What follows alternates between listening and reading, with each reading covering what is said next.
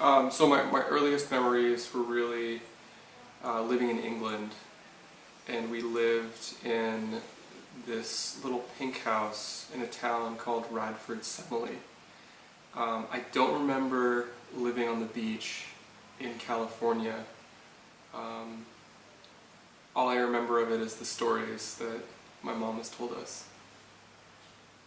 Yeah, she said that she was, she was having a tough time, so she needed to go back and regroup to England for a while before, because I guess she said she had to get spend a certain amount of time in America to get a green card or something like that. So she studied nursing, and then went, I guess she said, to New York. I haven't looked at the film. So you remember England? What do you remember about England? I remember. Let's see. We lived in the country. We lived in a place that was near the country. It was rural, so we could play outside. I remember there was a farm we walked to where we could play with the animals. They had birds and sheep and stuff. I think at that time both my brother and I had English accents. And so we had a nanny at some point who was American.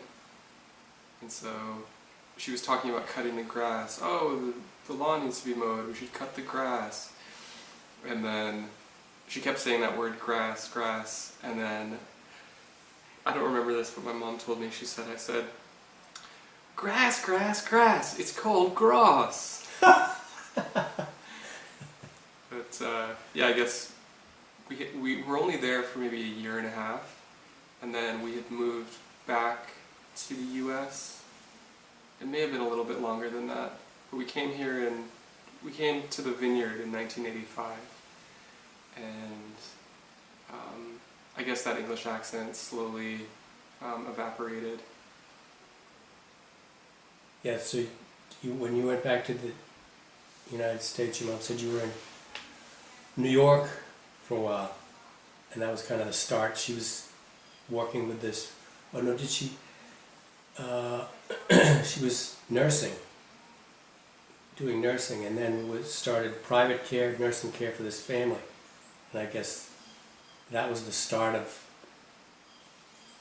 the idea for this whole thing. Yeah, that was a pretty amazing time. I remember, so we had come to the vineyard and we didn't really have anything. There was nothing established. One night we stayed in the campground. I think it was Webb's campground. And it was I remember it was raining so hard, and the tent that we had was broken. The zipper was broken. So I guess it was the direction of the rain and the wind. It was coming into the tent, and I think we even had a crib or something in the tent. And so I remember my mom, she had to hold the zipper up for some reason. That was what she had to do to keep the door closed. And we even stayed in someone's backyard for a couple of nights. I think when we first came to the island, there was someone living in Aquina, and somehow we knew him. Anyway, we stayed with him for a little bit. So we basically didn't really have anything. And I mean, I just remember it as being like one big adventure. And I think my mom made it that way intentionally. She just wanted us to feel like everything was all right. And we were on Martha's Vineyard, so it's not like we're living on the streets somewhere. But yeah, she made it fun. She made it really fun. So she got a nanny at some point because I don't know exactly what she was doing. Maybe she was working at the hospital or something. And she had a client who was living in New York, and then she was doing 24/7 care for them.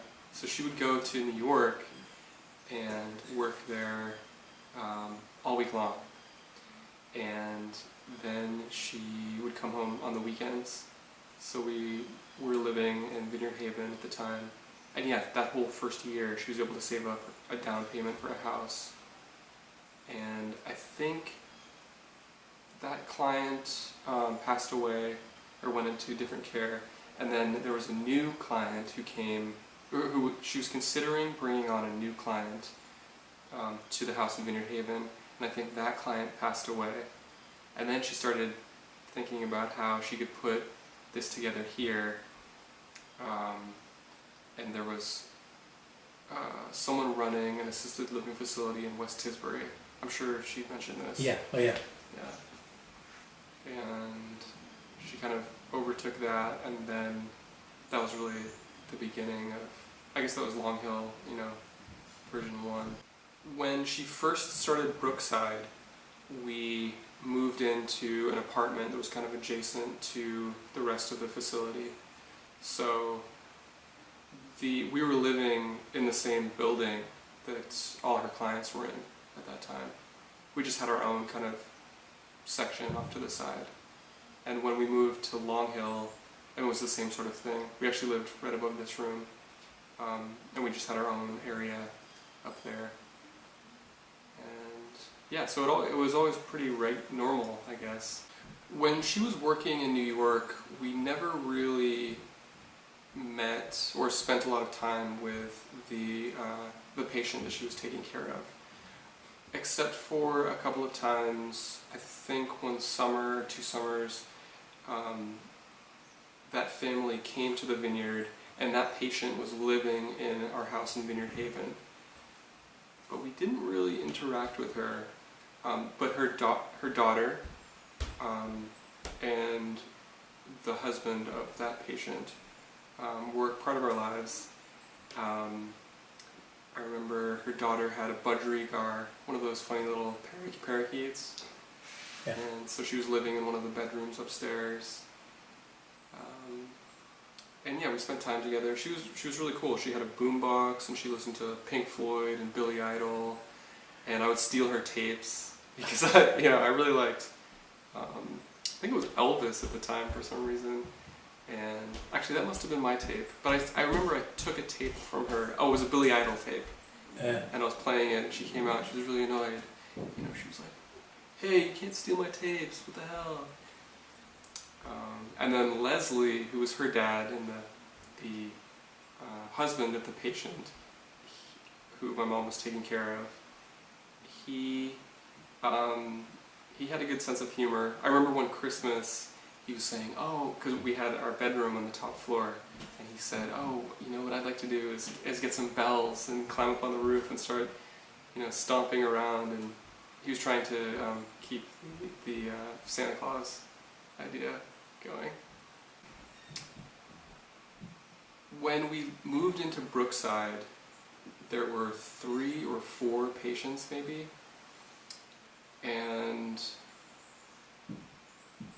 I remember thinking it was normal. I guess by that point we were just used to her being a caregiver. So we saw her at work. She was in her element. She was very, it was part of her mission, I guess. She was able to care for these people, really interesting people. Jap Good, who also lived here. I think he was one of the guys who helped put CBS together.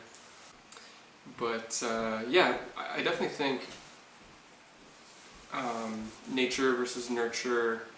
I think being around my mom and seeing how she cared for people must have had an effect on how I think about my own relationship with people. I find I tend to be empathic, and I like helping people, and I do. I like when things work out for people. I like helping things work out for people. So, for instance, I went to a music festival in Maine, and I found this guy's wallet. It was it was like 80,000 people or something, and I looked in it and I called the number I found, and I got a hold of his mom, and there was like $300 in the wallet, and then she called him somehow, and then we figured out a meeting place. This was kind of as cell phones were coming out, and then I was pretty excited. I was like, oh yeah, this is gonna be awesome for this guy. He's gonna get his wallet back, you know. And so I met him, but he was so out of his mind, he didn't seem to really care. But yeah, I just gave him the wallet. He was like, okay, cool, thanks, man. And, you know, took off.